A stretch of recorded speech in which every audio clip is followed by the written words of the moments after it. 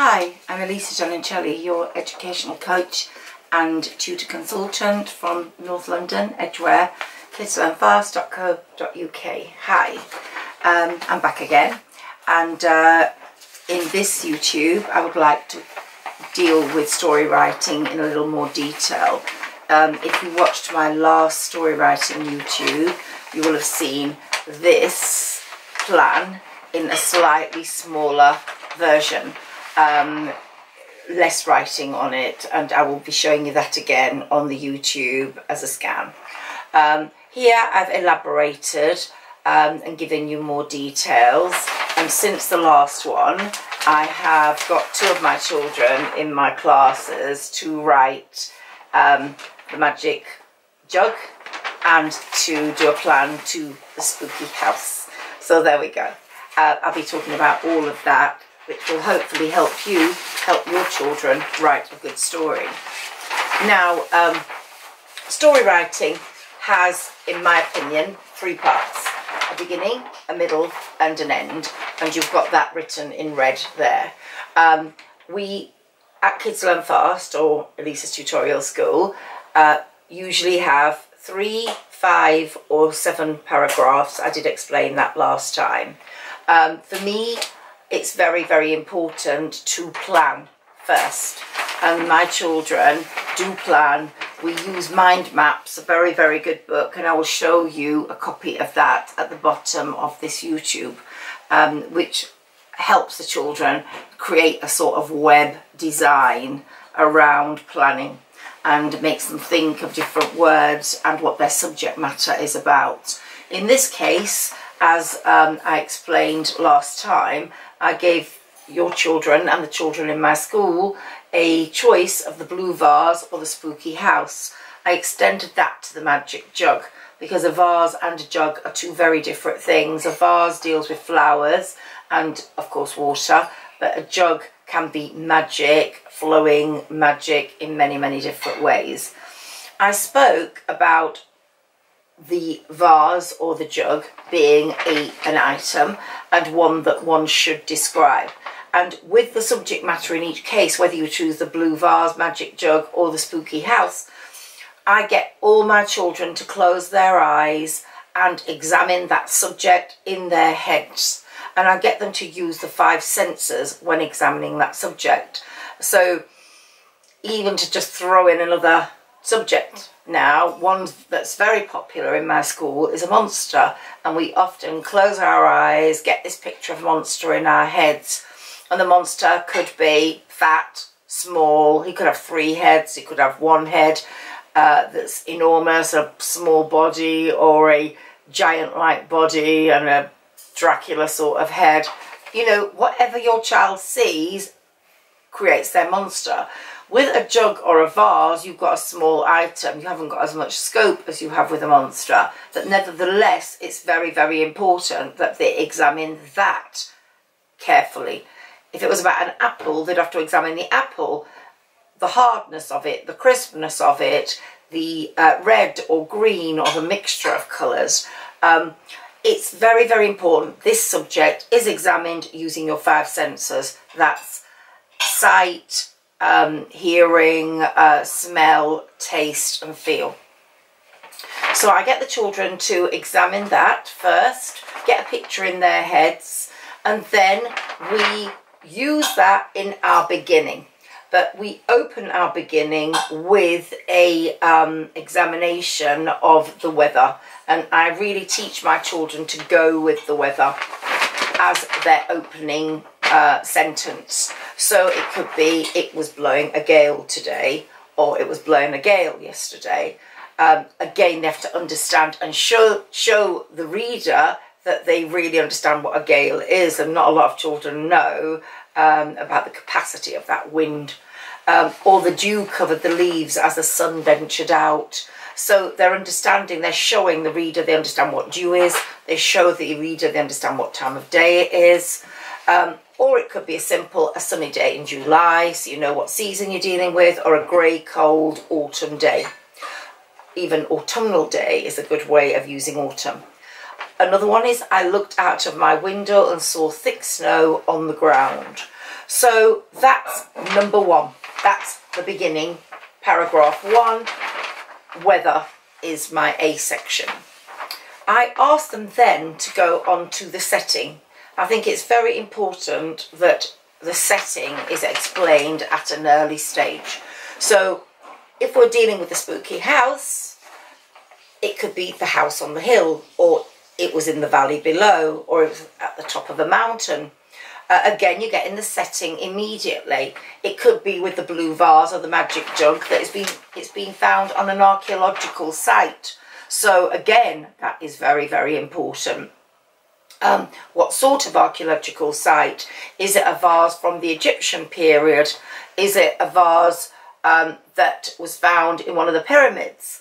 Or is it an important vase? Is it chipped? Or did it belong to a wizard? There's so much that your child could be thinking of. But of course, it's a very important decision in your plan, because the rest of the story will be dictated by that choice. So that choice determines the rest of the story. And in order to have sense and sensibility installed in the story, it has to be planned from the beginning.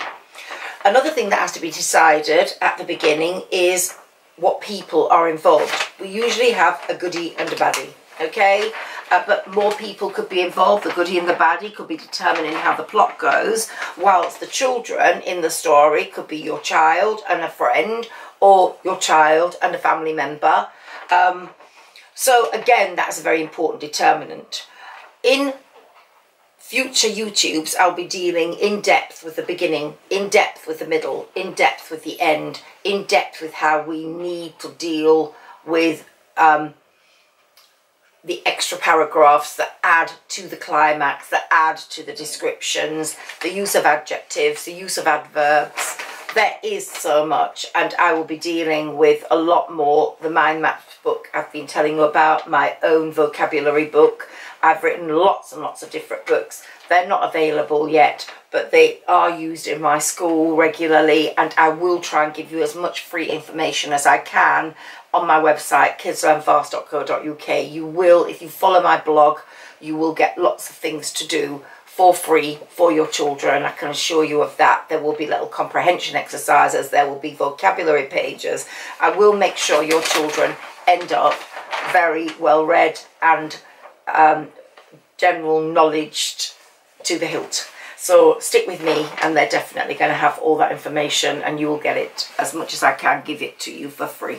That's for sure. So we've established the beginning, and before we go into the middle, we can stay with just the 3 paragraph, beginning, middle and end, or we can start to use that extra paragraph which is describing the subject in more depth, depending on the age of your child. Here, that's going to be a very important thing, because if you choose a spooky house, of course the house is going to be, the spooky is going to be a very important word to determine what you're going to use in that description. Cobwebs, cracked windows, crooked chimney, various other aspects. With the magic jug, it could be a wizard, as we said, because that's related to magic, or a witch. It could be a wizard and a witch. They could be married to each other. Again, the scope is endless. The blue vase, as I said, could come from an archaeological site, or it could come from an antique shop in Brighton, or it could come from your children just digging away in the sand and finding this blue vase or a magic jug, and the whole story going in the direction they want it to go. I always say to my children, you are in the driving seat. You are the one driving this story. Drive it well and make sure everybody understands what you're talking about. So going from that extra paragraph to the middle, there's a linkage. Always I have linking sentences, and I will be using example stories for you. So I'll be giving you model answers from the children I teach. Some of them write excellent stories, and I will be showing you those and showing you how they link up. But going to the middle, it's very important we deal with the adventure. Is it inside a building, or is it outside in the open air? And if so, those places have to be described. Is it a scary story? Is it going to be a happy story? As we go to the end, that extra second paragraph is very important if we're going to have 5 for the development of the plot. But if we're just sticking with the 3, then we have to stay there. And we have to keep it real. Even if this is a fantasy story, even, for example, James and the Giant Peach, the peach was still real in the sense that it looked and smelt like a peach. So in this case, we have to have some reality in terms of colours, but fantasy is fantasy, and I do invite your children to take part in that. But I hate stories that end with, oh, and oh no, I found it was all a dream, so none of this really happened. I just think that that just is not a good ending, so I do discourage it. Be mindful of what your subject looks like, what it smells like, and what it is like. And that's all I have to say about my plan at the moment. I will be breaking that down further. You'll see the previous plan at the side of this so you can see how it's grown. Let's go to my children's plans that they did in my class on Monday evening. This one's for the magic jug. And this little girl called Millie decided that the owner was Ronnie. I've got a dog called Ronnie, that's what gave her the idea, but this is a real person. He's a punk rocker, apparently. He's a fast swimmer, so she's developed the character. He's stolen it, or the magic jug has got stolen. And I think, actually, the person that stole it, the thief, was called Fingers. And he was called Frank, and he was short and fat, and it was on a Saturday night in Canada. And the whole adventure takes place around the Niagara Falls waterfall. So there we go. Here we've got a description of the jug. It's chatty, it's magic, it mushes things, it's fragile, it's green, it's a bit broken, which makes it fragile. Lots more detail there for her to write her story. And it's been found in a shop. And the shopkeeper is bald, is dishonest, so obviously he's taken it from Fingers Frank, and the owner's going to try and get it back. The story's full of mischief. There's an odd spelling mistake there that I'm going to correct. I always correct spelling mistakes and get your children to write them out 5 times. I think that's a really, really good rule. The other child, Motti, did this for me, and he developed the spooky house. So there we go. His spooky house is in the middle. The owner of that spooky house is a scaly vampire. Ooh. And here, little details. It's black, frightening, spooky, monsters in there. There's a character called a Skeletor with a writing about him down here. He had great fun with developing this story. You'll get a chance to see it. Your children can develop their own in this way. And this is step 1 in story writing, the planning. Really, really, really important, parents. So get your children planning, get your children drawing. I think drawing really, really helps story writing, and get your children to be mindful of the 5 senses and how they feel so that they can actually explain that in the story. If they're sad, if it's a sad story, they have to get some sadness into it. If it's a happy story, happy words. I get them to choose really good vocabulary related to the stories they choose. So good evening to you, and I give you these plans for you to look at on my YouTube, and encourage your children to do lots of story writing and send them to me via email if you'd like me to look at them. Good evening and goodbye. Thank you.